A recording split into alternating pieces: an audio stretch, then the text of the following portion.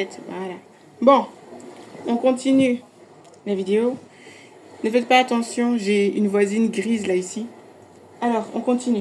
Concernant la mitochondrie, en fait, j'ai fait le truc à l'envers, dans le sens où je parle d'abord de symbolisme et de la physionomie de la mitochondrie avant de parler de la lecture du texte qui est ici. Mais je pense que c'est important que tout ça soit bien résumé, parce qu'en fait, là, j'étais en train de réfléchir et j'étais justement en train de schématiser.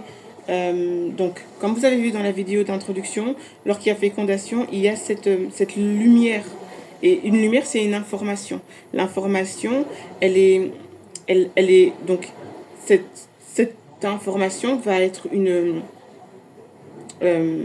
ça va être c'est une information. Donc la lumière est une information. L'information est une longueur d'onde. Et cette longueur d'onde-là va donner des prédispositions qu'on va appeler un champ. Puisque qui dit longueur d'onde dit c'est toujours en rapport avec le système donc électrique, donc du champ électromagnétique, puisque la lumière fait partie du champ électromagnétique. Donc qui dit champ électromagnétique, c'est pour ça qu'on parle de champ. On parle du champ d'Hathor, qui est représenté par le monde scientifique, par le champ quantique, le monde quantique. C'est pour ça qu'elle est la gardienne des portes. La gardienne des portes.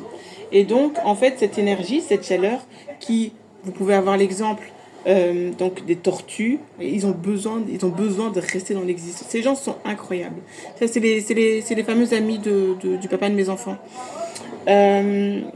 Donc, en fait, donc il y a l'exemple des tortues.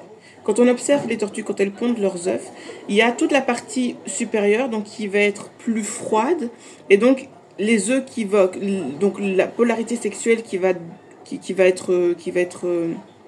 déterminer enfin l'énergie, donc la chaleur qui est moindre va donner un sexe masculin à l'individu qui va être créé.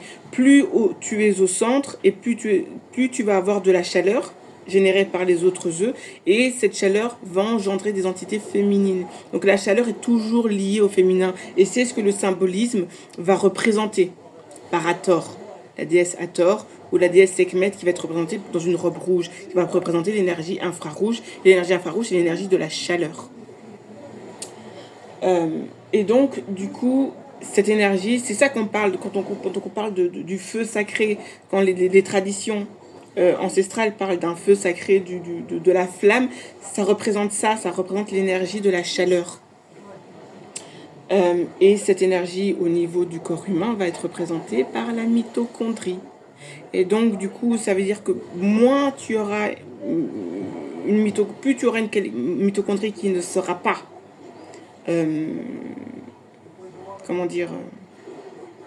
qui sera pas, on va dire, opérationnelle. Je sais pas si le terme est exact. Enfin, plus la qualité de ta mitochondrie est médiocre, moins tu engendras des êtres bons. C'est mathématique, c'est tout. D'où le terme les grises que j'appelle. Les grises, c'est celles qui ont une qualité mitochondrielle très diminuée, ou alors aussi, ça amène aussi à avoir des comportements. Les comportements, c'est important. C'est ça, là. Et en fait, eux sont en train d'illustrer ce que je suis en train d'expliquer. Et donc, ces mauvais comportements vont diminuer ta qualité mitochondrielle, puisque cette énergie te met en mouvement. Un mouvement entraîne une action. Cette action va engendrer de l'énergie. Et cette énergie engendrée va apporter une certaine luminosité. Et cette luminosité-là va te nourrir. C'est pour ça que moi, en tant que maman, ça m'a jamais épuisé en fait de m'occuper de mes enfants, parce que l'énergie que je mets à m'occuper de mes enfants est une énergie qui me nourrit aussi. Elle nourrit mes enfants dans leur croissance et elle me nourrit moi aussi. Du coup, tu sens pas cette énergie de fatigue. Il n'y a pas cette énergie de fatigue.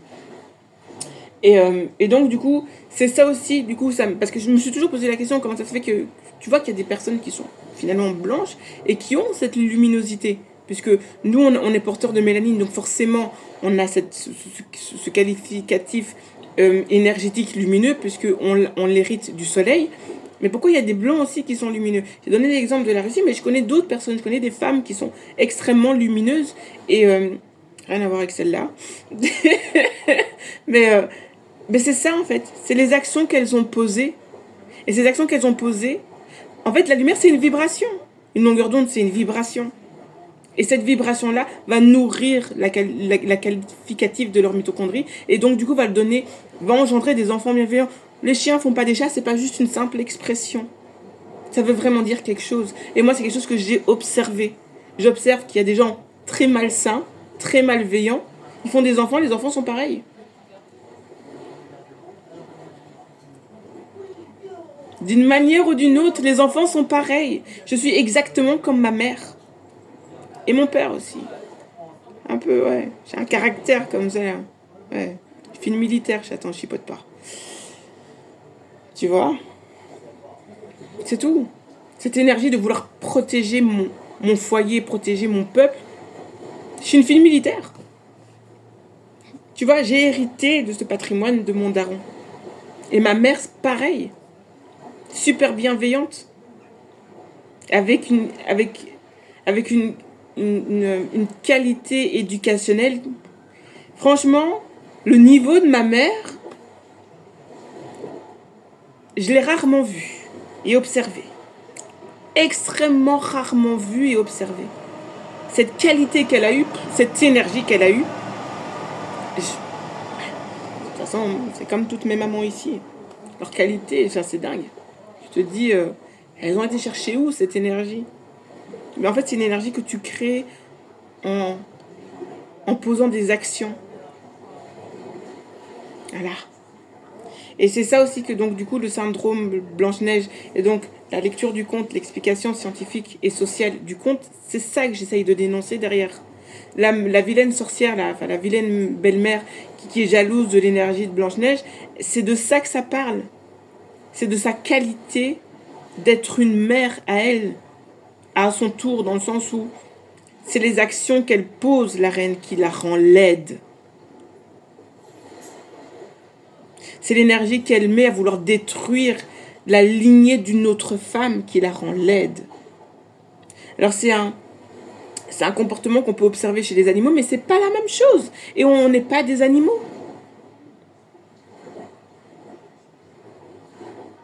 Et c'est ça ce que la spiritualité explique. Quand tu t'élèves au-dessus de ta condition animale, donc tu n'as pas ces comportements, là tu es dans la haute vibration. La haute vibration, c'est une lumière qui va être représentée par les spiritualités, New Age et tout ça, par ton aura. L'énergie que les gens ressentent quand tu rentres dans une pièce. C'est pas visible, hein, mais les gens le ressentent. Et c'est ça qui va susciter de la jalousie. Et j'ai des exemples. Quand j'étais adolescente, j'ai traîné avec un groupe de meufs. Et il y avait un autre groupe de meufs. Et dans cet autre groupe de meufs, il y avait une jeune fille qui était qui était d'origine italienne. Mais tu voyais bien, pas italienne mélangée avec la communauté arabe, vraiment italienne dans le sens descendante d'une lignée matrilinéaire nègre. Avec la mélanine. Voilà, une fille très foncée de peau, les cheveux très noirs foncés, quand même un peu de pilosité, un peu plus que les blanches. Et tous les garçons tournaient autour de cette fille. Mais les filles avec qui moi je traînais, qui étaient la plupart blondes, châtain clair, blondes, vouaient un culte de jalousie pour cette meuf. Parce que moi j'étais dans ce groupe. Du coup je les écoutais surtout, plus que moi discuter. Et c'était tous les jours les mêmes discours. Elles étaient toutes en train de créer des réputations, de propager des histoires qu'elles avaient entendues de cette fille-là. C'était le centre de conversation tous les jours de cette meuf-là. Parce qu'en plus de ça, c'était une fille qui avait du pognon, donc on pouvait même pas l'attaquer sur le fait qu'elle était pauvre. Alors, genre, c'était le pompon, quoi. Le pompon. Et donc c'était une grosse pute, etc., parce que les garçons lui tournaient autour. Les garçons lui tournaient autour parce que c'est un instinct naturel. Tu es attiré par ce qui est porteur de vie. Donc voilà pourquoi tout le monde est attiré par les femmes mélanos ou descendantes de mélanos. C'est tout. C'est naturel et c'est la vie. Quand tu regardes un paysage, parce que ce sont des longueurs d'onde. Et tu vas avoir cette attirance parce que c'est ta progéniture que tu projettes à travers cette personne-là. C'est normal que le système blanc va pervertir en fétichisme sur le corps de la femme noire.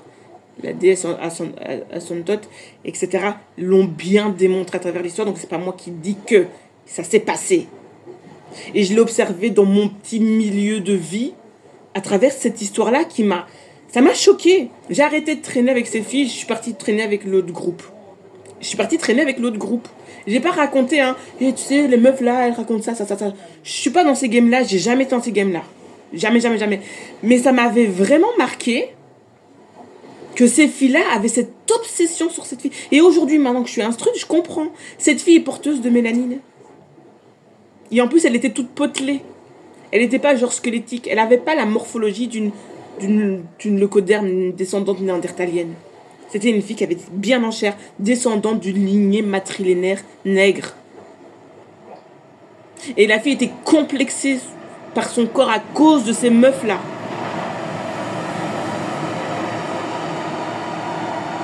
Et là, je dis, le syndrome Blanche-Neige, il se cultive depuis les cours de récréation. Et c'est ça qui fait que des filles sont harcelées dans les écoles. Alors que les meufs maigres auront toujours cette envie, parce que en fait la proportion, j'ai vu une vidéo donc du gars qui a posté la vidéo sur la synthèse donc de la protéine d'ATP, donc une autre vidéo de ce gars-là, le gars il explique en fait que tout ce qu'on voit, tout ce qu'on considère comme étant matière, ce sont des choses que le cerveau n'a jamais vues, que le cerveau il est à l'intérieur de ton crâne. Donc ce sont des connexions informatique au niveau de l'énergie électromagnétique de l'extérieur que ton œil envoie à ton cerveau et qui va être traité par notamment l'hypophyse et l'hypothalamus. C'est lui qui fait le lien entre le monde réel et l'intérieur de ton corps. Mais ton cerveau n'a jamais vu de table. Qu'est-ce qui fait qu'il voit une table? Les proportions de cette table et la longueur d'onde, c'est-à-dire la couleur de cette table, qui sont des codes que ton œil va transformer en énergie électrique, qui va envoyer à ton cerveau va traiter et en créer une image. Et cette image que tu as, c'est ce que Franco elle a expliqué en étant des stéréotypes. Les stéréotypes, c'est des codages électromagnétiques que ton corps que ton cerveau va interpréter et y mettre une forme par rapport à son patrimoine génétique qu'il a déjà reçu de ses parents et qu'il a reçu de ses parents et qu'il a reçu. Et ce qui va permettre cette transmission-là, c'est ton énergie mitochondriale. Parce qu'elle, forcément, puisqu'elle traite toutes les données de ton corps, de toutes les cellules de ton corps, cette information, elle l'a. Ta cellule, l'information, le code, je sais pas, on va dire ABC, qui va dire ça va permettre de créer l'organe qu'on va appeler le foie. Ben, ton enfant, quand il reçoit son patrimoine mitochondrial, il sait que cette information-là, ça va permettre de créer un foie. Et il va le reproduire. Les cellules souches, c'est super important. Et ça, c'est régi par la mitochondrie. Et donc l'autre exemple aussi, c'est une vidéo que j'ai vue récemment de la chaîne Afrique Suprême qui parlait du dieu Min et qui expliquait en fait que le monde scientifique donc du royaume Kemet avait ses connaissances au niveau des spermatozoïdes, etc. Et il disait, qu'il expliquait, ces gens-là n'avaient pas de labo, ces gens-là n'avaient pas de microscope. Mais c'est normal, avec les informations que j'ai données dans les précédentes vidéos, ça parle de ça. Ce sont des longueurs d'onde. Et si toi, tu es capable de percevoir ces longueurs d'onde-là, tu n'as pas besoin de microscope, chaton. C'est pareil pour quand tu fais le calendrier. La lumière, ce sont des longueurs d'onde. C'est des informations. Donc si toi, tu es capable de... Si toi, tu vibres suffisamment haut pour avoir accès à ces informations-là, tu n'as pas besoin de l'avoir vue, l'étoile. Parce que de toute façon, ton cerveau ne voit rien. Ce sont que des interprétations que tu reçois à travers le spectre lumineux. Ce qu'on appelle le spectre visible électromagnétique. Parce qu'il y a le spectre visible et puis il y a le spectre non visible, qui est la lumière noire, de l'énergie noire et de la matière noire. qui sont aussi des informations aussi importantes que le... Et c'est ça, hein, au niveau astrophysique, ils en sont là, les scientifiques occidentaux. Parce que c'est une énigme pour eux. Cette lumière-là, cette énergie-là et cette matière-là. La matière noire. Une énigme. Et ils n'y arriveront pas, hein. Parce qu'elle ne se manifeste pas. En fait, c'est le non manifesté. Et pour pouvoir y avoir accès, il faut avoir une certaine pureté identitaire, énergétique. On n'en est pas là. Même tous les humains. C'est pour ça qu'on parle de l'ineffable. On parle de, de cette partie du divin, du créateur qui n'est pas accessible au monde humain. Aussi haut sois-tu dans tes vibrations et dans ta maîtrise de la vibration énergétique. C'est vraiment ça. Mais tu peux t'en rapprocher et tu peux y avoir partiellement accès. C'est quoi qui est... J'ai laissé tomber... Non, je crois qu'elle est déjà... Il y a un truc là qui a bougé. Il y a une feuille qui a volé, c'est pas grave. Et donc tu peux t'en rapprocher. Et la seule façon pour laquelle tu peux t'en rapprocher, c'est à travers ta lignée. C'est ça le culte des ancêtres. Mais c'est surtout à travers ta lignée maternelle. Parce que c'est elle qui a le patrimoine informationnel de tous tes ancêtres. En fait, on pourrait même dire que c'est même pas le culte des ancêtres, c'est le culte de la mère. Ça serait peut-être même plus logique parce que c'est elle qui est porteuse de ton patrimoine, que tu as hérité de tous tes ancêtres. Parce qu'elle a le patrimoine de ton... Elle porte... Il y a le patrimoine... Non, c'est ça, on peut dire culte des ancêtres. C'est plus logique. Parce que tu reçois aussi le patrimoine de ton père, mais qui, lui, il a hérité du patrimoine de sa mère. Donc si, on peut dire le culte des ancêtres, de tes ancêtres maternels. Ah non, parce que tu as les maternels de ton côté paternel aussi. Soit. J'essayais un truc, mais voilà. Donc, j'ai parlé d'idées. Donc,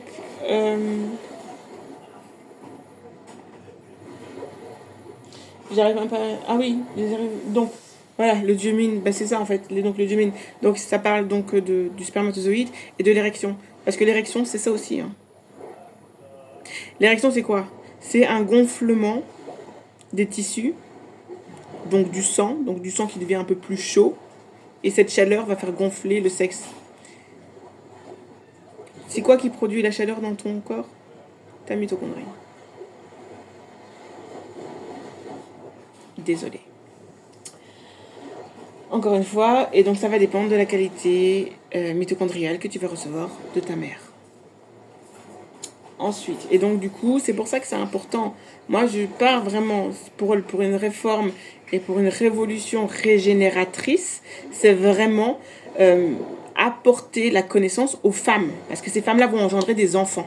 Ces enfants-là, qu'ils soient filles ou garçons, vont être porteurs d'un patrimoine que sa mère aura accumulé. Ce patrimoine-là va leur donner un conditionnement. C'est le premier conditionnement, avant le conditionnement social et culturel. Ce sera le premier conditionnement, c'est le patrimoine intellectuel que ta mère aura accumulé. D'où le principe d'affliger les femmes par les autres communautés. Ils affligent la femme noire pour ça, parce que du coup, le temps qu'elle aura passé, c'est pas du temps qu'elle aura passé à s'instruire, ce sera du temps qu'elle aura passé à survivre. Et il y a plein de pathologies au niveau même au niveau endocrinien, je vois au niveau de la femme noire des pathologies qui apparaissent aujourd'hui. En fait, laissant la femme noire sans défense, où les hommes noirs n'apportent plus cette sécurité communautaire, va pousser la femme à avoir un comportement masculin. Ce comportement masculin, il est induit par le système endocrinien, c'est-à-dire production de testostérone. Cette production de testostérone, tes cellules qui vivent là, sur le moment T, va être enregistrée par tes cellules. Et là, on est dans l'épigénétique transgénérationnelle qu'elle va transmettre aux enfants.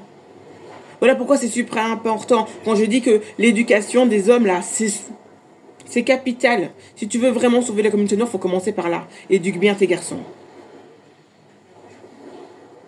C'est radical. Moi, ça a toujours été clair.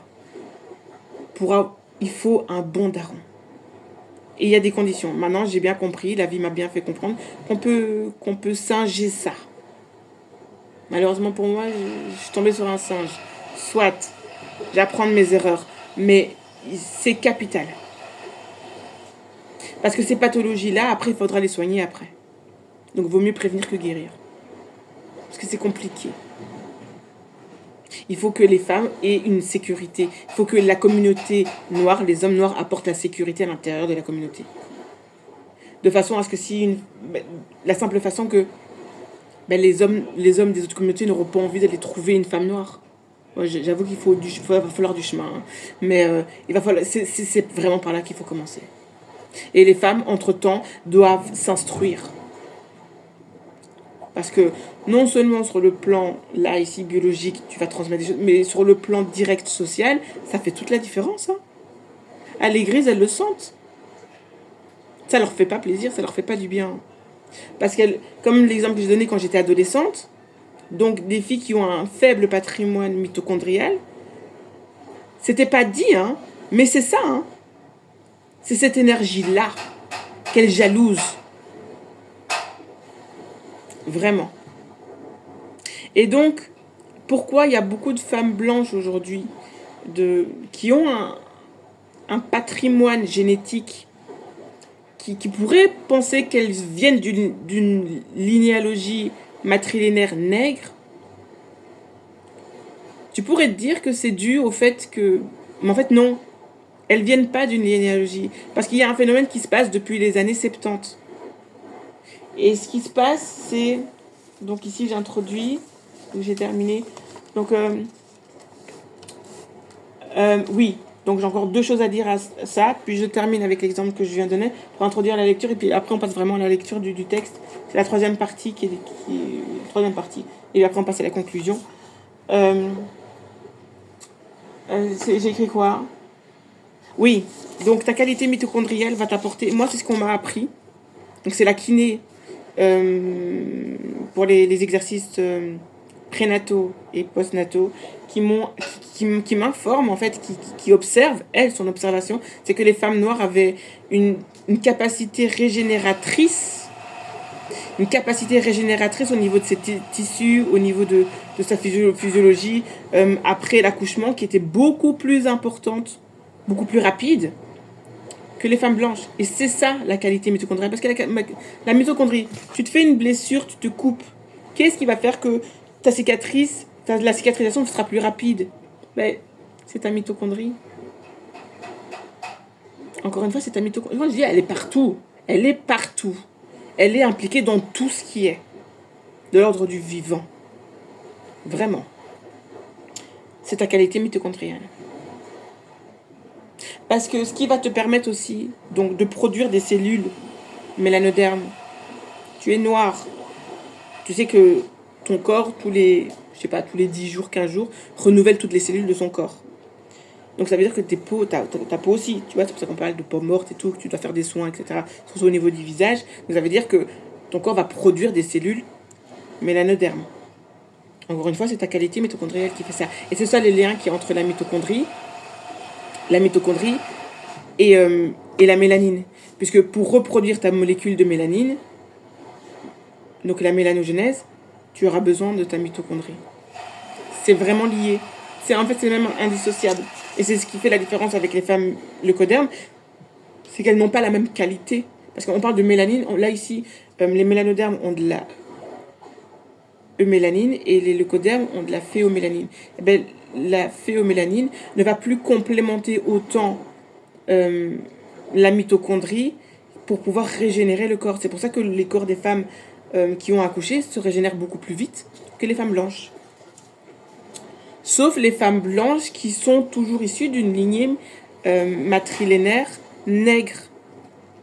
Parce que ton patrimoine génétique, c'est ce qui va définir ton identité. Même si tu es blanc ou même si tu es noir.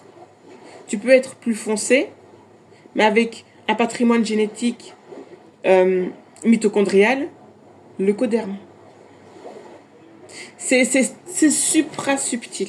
Supra-subtil, mais il faut vraiment s'attarder là-dessus parce que c'est ce qui fait la différence, en fait, dans la lutte des causes noires. Parce que c'est sur ça que les blancs jouent. C'est pour ça qu'ils donnent l'impression d'avoir l'avantage. Rien à voir. Donc ça, c'est une réalité. Et si tu as passé autant de temps et mettre autant d'énergie pour occulter cette réalité scientifique au monde noir, à la communauté noire, c'est pas pour rien. Donc la mélanogénèse, donc la régénération cellulaire grâce aux mitochondries.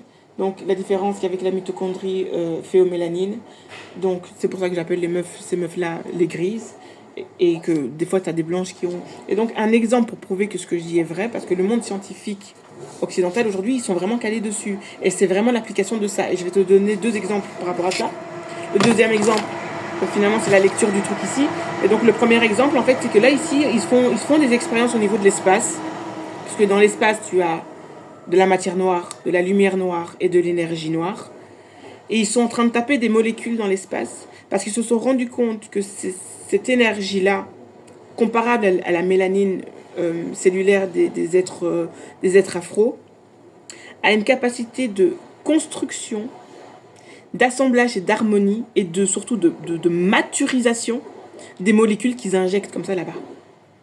Et donc du coup ils se disent qu'ils peuvent créer des entités au niveau atomique qui vont pouvoir utiliser, donc ils tapent certaines molécules dans l'espace, ça va se régénérer comme ça, tac tac tac tac tac tac tac tac, et puis ils récupèrent ça, et puis ces nouveaux matériaux qui sont incapables de créer ici sur Terre pourront être utilisés dans des applications scientifiques. Et on sait tous très bien ce que la science occidentale est capable de faire.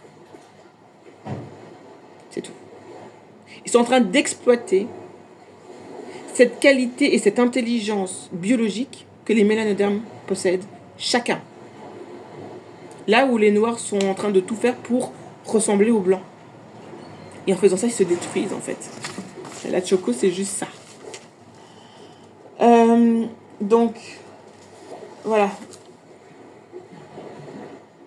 C'est ça que je voulais dire par rapport aux exemples. Et le fait aussi, donc, que j'avais dit dans une autre vidéo que je comprenais pas comment ça se fait que du coup, il y a un nombre anormal en Angleterre et aux États-Unis de femmes mélanodermes qui meurent en accouchant des enfants. Alors que tu as les prédispositions pour faire ça mieux que les autres. Et donc, du coup, tu te dis, qu'est-ce qu'ils font avec ça? Parce que le placenta, c'est bourré de cellules souches. Et le corps des femmes noires aussi sont bourrés de cellules qui sont extrêmement prolifériques sur le terme de développement et de régénération cellulaire. Et là, on arrive là où je voulais en venir, où l'autre exemple de la qualité mitochondriale des femmes mélano, la mitochondrie, qui est expliquée dans ce texte-là. Je spoil la fin parce que je ne dirai peut-être pas tout, mais en fait la conclusion de ce texte est en train d'expliquer que ce qui fait qu'aujourd'hui on observe visuellement, donc avec les phénotypes des personnes de lignée mitochondriale, le coderme, c'est qu'on observe que ces gens ont de plus en plus de phénotypes négroïdes. Vous avez des adolescentes qui ont des fesses de mélano, une poitrine généreuse de mélano. Pourquoi?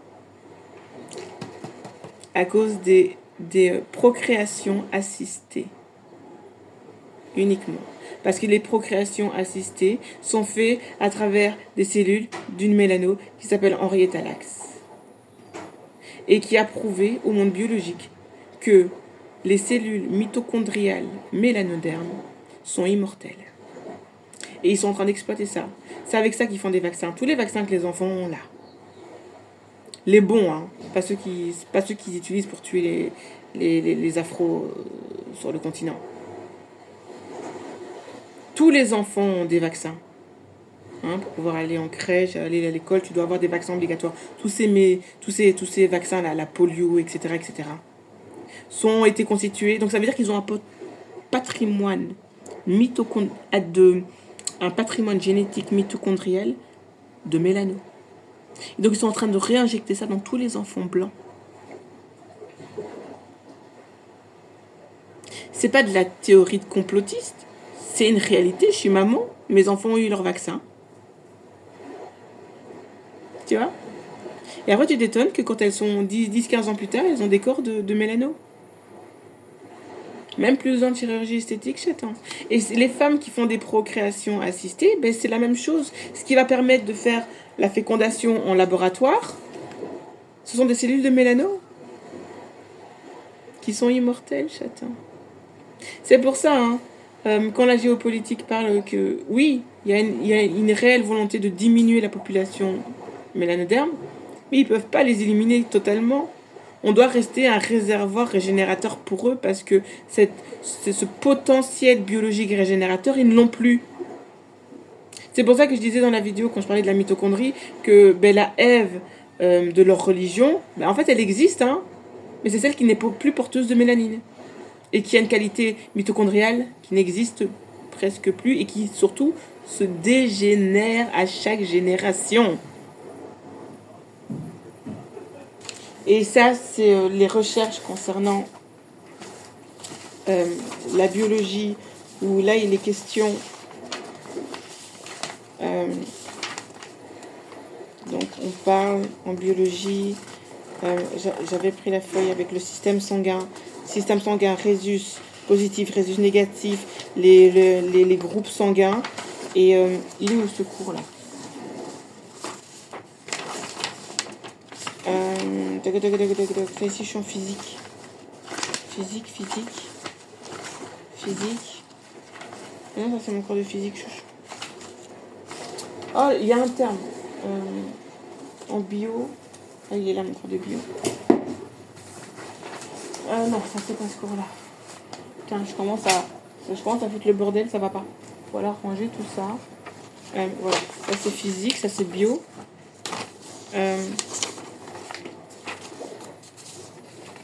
Donc le terme exact. Non, faut pas que les feuilles commencent à voler là. J'ai pas la feuille ici. J'ai pas la feuille ici. Je sais plus le terme qui est utilisé en science pour parler de cette qualité au niveau du système sanguin. Parce qu'encore une fois, comme j'ai dit dans les autres précédentes vidéos, le sang, le système circulaire, le système sanguin, c'est du plasma. Et c'est ce qui porte la chaleur aussi. Les cellules apportent une chaleur. Ce qui permet à ton corps d'être en vie et d'avoir tes organes qui fonctionnent. Tu vois? Soit. Donc, j'ai parlé de toutes les informations complémentaires. J'ai pas parlé, donc si j'ai un peu parlé donc, du champ électrique, champ magnétique, parce que le plasma, c'est un mouvement circulatoire. Tu as tes cellules, donc tu as donc ton sang, il est rouge parce que tu as le pigment de l'ion Fe3+, Fe, donc c'est un ion, donc il est chargé partiellement, chargé plus, dans le sens où ça veut dire qu'il va donner des électrons. Les électrons, donc ça veut dire qu'il va y avoir un mouvement des électrons. Le mouvement des électrons va créer un champ électrique. Le champ électrique va créer un champ magnétique. Tu vois? C'est de ça que ça parle. Et cette énergie-là va créer un plasma. Et en plus de ton plasma sanguin, qui est constitué essentiellement d'eau. Hein. Essentiellement d'eau. Voilà pourquoi l'eau, c'est important. Et que les propriétés de l'eau ne sont pas encore tout à fait maîtrisées. Enfin, c'est une dinguerie. Et donc ce champ électrique, et donc c'est pour ça que c'est lié donc à ton énergie sexuelle, parce que lorsque il y a acte, donc l'acte sexuel, forcément t'as chaud, c'est lié à ça. Il y a un échange d'énergie, donc un échange de flux énergétique, et donc du coup cette énergie là électromagnétique va créer une certaine forme de luminosité qui est un peu expliquée à travers le Kama Sutra, etc. Mais je sais pas trop... Et aussi à travers la respiration. C'est important. La respiration. Lors de l'acte sexuel. Et ça, c'est le tantrisme qui me l'a appris, je l'ai expérimenté, et ça marche. Et donc, du coup, qui est lié donc à l'orgasme féminin, dans le sens où ton orgasme va te permettre d'avoir cette potentialité énergétique qui, parce que logiquement l'acte sexuel c'est pour procréer. Hein. On part de ce principe-là universel.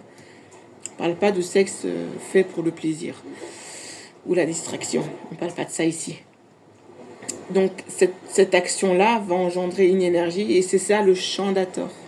Voilà pourquoi elle est la déesse de la beauté, de l'amour et surtout de la musique parce que la musique, c'est aussi ça, c'est des vibrations, etc., etc.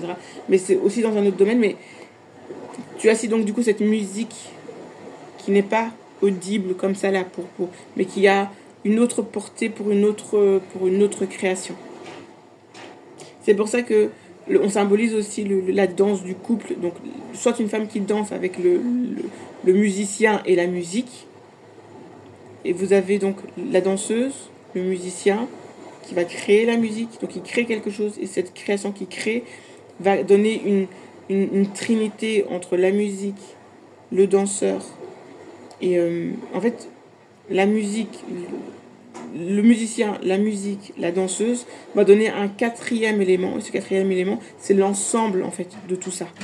Ça, c'est super compliqué. Là, tu rentres dans la numérologie. C'est un peu compliqué. Je maîtrise pas. Enfin, c'est pas que je maîtrise pas, mais j'ai pas d'appui suffisamment scientifique pour pouvoir l'affirmer. On va dire plus ça comme ça.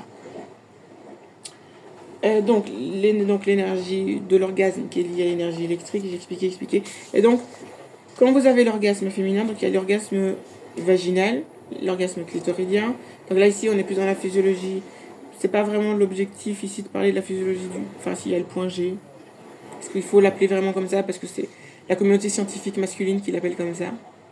Le fait du clitoris, les clitoris, j'ai expliqué, les gars ne connaissent pas.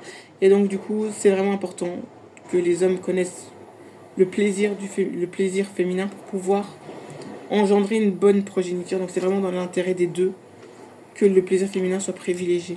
Parce que le plaisir masculin, il est déjà privilégié à travers le mécanisme de l'interaction de son organe sexuel.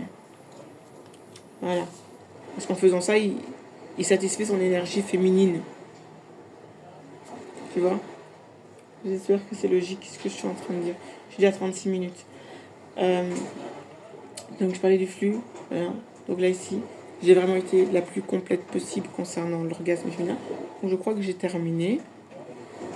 Et avec cette petite précision que l'orgasme, donc, en fait, dans la communauté blanche, parce que maintenant du coup je sais pas trop dans la communauté globalisée, mais la communauté blanche donc dit qu'il y a 20% de femmes qui ont un orgasme vaginal. Et là tu vois pourquoi la qualité des êtres humains engendrés, c'est pas ça. C'est pas ça. Et qu'ils ont des capacités, la capacité d'engendrer des êtres maléfiques à souhait, qui ont des très mauvais comportements, des très mauvaises valeurs, des très mauvaises idéologies, qui peuvent absorber en tout cas ces très mauvaises idéologies. C'est des prédispositions. 20%. Ça veut dire qu'il y a 20% des femmes qui ont engendré des enfants dans l'énergie de l'orgasme. Ils sont déjà 8% de la population mondiale. Dans les 8% de la population mondiale, donc dans cette représentation des 8%,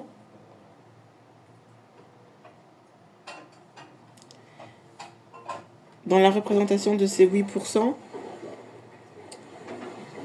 il n'y a que 20% d'entre elles qui ont engendré des enfants dans la bonne manière. Ça veut dire qu'il y a 80% de la population leucoderme qui ont engendré, qui sont dans l'énergie de la chétanerie. Je sais pas si tu vois là. Tu comprends? 80% d'entre eux sont engendrés dans l'énergie de la chétanerie. Dans le sens où, enfin là je suis peut-être un peu crue quand je dis ça, mais pour moi c'est supra important, dans le sens où tu leur donnes des prédispositions, et puis après tu as l'environnement, et puis l'environnement on le connaît, les stéréotypes occidentaux, on les connaît. Tu engendres des monstres. Et tout ce mécanisme-là que je suis en train de dénoncer, il faut que les Noirs arrêtent de le copier. Et c'est alors qu'on va engendrer des êtres qui seront 100% ancrés dans leur communauté. Il n'y aura plus de vendus. Il n'y aura plus de traîtres. Parce qu'ils n'auront plus ces prédispositions à pouvoir le faire. C'est super important. Ça a l'air anodin comme ça ce que je raconte, mais c'est super important. C'est pour ça aussi que tu peux pas dire que tous les blancs sont mauvais. Non. Parce qu'il n'y a pas forcément... Parce que... Et, qu'on s'entend bien, c'est pas parce que tu as engendré un enfant en ayant eu un orgasme que tu vas engendrer un petit sein. Tu peux peut-être avoir engendré un chétan aussi. Mais ça, c'est des prédispositions qu'il n'a pas. Non, parce qu'après, tu as l'environnement. Et puis après, tu as la culture qui vient de conditionner l'esprit de l'enfant. Là, je suis en train d'expliquer et d'écrire de la métaphysique. C'est vraiment ça. Il y a plein de paramètres à tenir compte. Et la société occidentale n'est pas disposée à donner de bonnes prédispositions pour engendrer des êtres sains d'esprit. J'emploie le bon terme, crois-moi bien. Et je toque la religion. Mais bon, ça, on est dans de la géopolitique et dans l'histoire. Il y a des conditions aussi qui ont amené à cette situation. Hein, la colonisation de l'Europe, etc. etc. Qui va amener aussi donc, à ces prédispositions-là. Donc, l'exemple, c'est quand j'étais en train de faire les tests de... Comment ça s'appelle de diabète gestationnel. Et j'ai discuté, donc là on a un groupe de meufs là qui sont en train de faire leurs exercices. Enfin on doit boire du truc là super sucré, puis on doit attendre, ils font une prise de sang, on attend, et puis ils font une prise de sang. Faire ces trucs là. Et donc il y avait une meuf qui était en train de discuter et elle expliquait en fait que elle n'était pas stérile, son mari n'était pas stérile, mais ils avaient une incompatibilité génétique. Moi, cette incompatibilité génétique, parce que ça m'a trotté dans la tête, j'ai réfléchi, je me dis, mais c'est pas possible. Mais en fait, si, génétiquement, c'est possible, biologiquement, c'est possible, à travers justement ce que je suis en train d'expliquer. C'est la métaphysique. Et aussi ce problème de consanguinité patriarcale. Enfin, j'ai en train de spoiler ma conclusion, mais c'est ça en fait que je voulais expliquer dans la conclusion. Quand tu viens d'une société qui est patriarcale, tu ne sais plus retrouver l'identité de la lignée de laquelle tu viens. Tu portes le nom de ton père. Et puis t'es même pas certain que ton père c'est ton père. Tu vois ce que je veux dire? C'est important. Par contre, si tu prends ta lignée par rapport à ta lignée matrilinéaire, tu sais de quel ventre tu viens.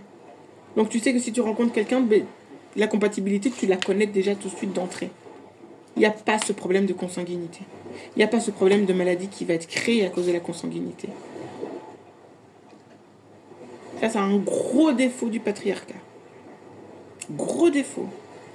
Et ouais, la nature vous dit pas merci. Et donc cette incompatibilité-là vient de ça.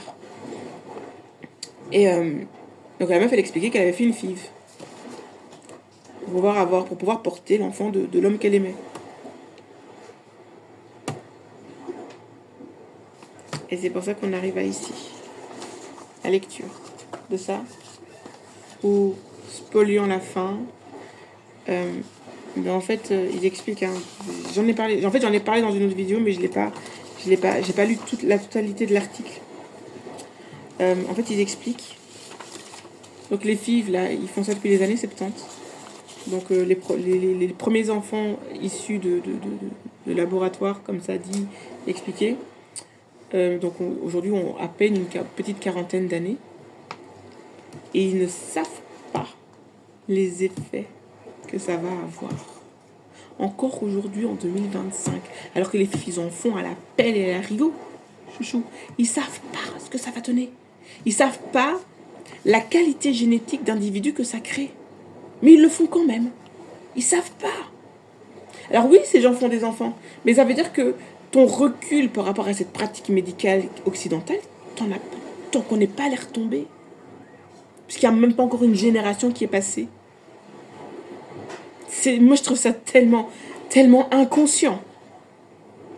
Sur le plan médical et scientifique, je trouve ça trop inconscient. C'est un peu comme le Coco 19, hein. Tu vois? Ils ont injecté, enfin si, là c'est pas la même chose parce qu'ils savaient très bien ce qu'ils faisaient. Et ça, moi je l'ai compris à travers la nanotechnologie. Genre c'est un truc, ça fait plus de 10 ans que je suis au courant de ce truc. Ils sont en train de construire des trucs monstrueux avec les nanotechnologies. Et la Coco 19 là, me l'a bien démontré. Parce que c'était vraiment ça. Donc maintenant j'ai fini. J'ai parlé de l'orgasme. Et donc, j'ai pas fini. Je vais finir après. Donc, l'étape ultime par rapport à ça, c'est la maîtrise de son énergie, de son feu énergétique, donc, qui matériellement est la mitochondrie, mais métaphysiquement, c'est ta flamme, ton feu sacré, ce qui est appelé dans les traditions ancestrales le feu sacré. Et cette énergie, donc, comme la Kundalini l'explique, part des lombaires. Parce que quand tu observes et que tu étudies le bouddhisme à travers l'énergie chakrique, tu observes qu'en fait, c'est pas un truc qui monte comme ça. Ça rentre par l'énergie du dos. Ça part, l'énergie part d'ici, du bas du dos, des lombaires. C'est une énergie qui donc va apporter une espèce de chaleur et qui ensuite va monter comme l'énergie d'une cheminée ou d'un volcan. Donc l'étape après l'orgasme vaginal, c'est cette étape-là. Pour les femmes à qui ça intéresse. Et quand tu as ça, tu sais que tu fais même plus partie des 20%. je me dis, je sais pas. Ça, du coup, ça me rend, ça m'intrigue. J'aimerais bien savoir si c'est quelque chose qui... Combien de femmes ont cette capacité-là? Est-ce que ça concerne les femmes mélanoses? Est-ce que ça concerne toutes les femmes? C'est super intriguant et ce serait vraiment intéressant d'en faire des sondages. C'est l'étape au-dessus, c'est l'étape vibratoire. Mais tu vibres, quoi, tu vois. Et je sais que c'est de l'information. Dans la mesure que quand tu observes une toile, la toile d'araignée, tu as l'araignée dans sa partie reproductive. Donc on parle des araignées qui sont sur des toiles. Parce que j'ai vu plein de documentaires sur les araignées. J'adore les documentaires animaliers. Forcément, ça m'instruit.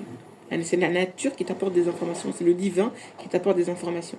Et l'araignée, quand elle est en période de reproduction, la femelle qui est sur sa toile va avoir un effet vibratoire comme ça. Elle va faire une vibration qui va attirer les autres mâles sur sa toile.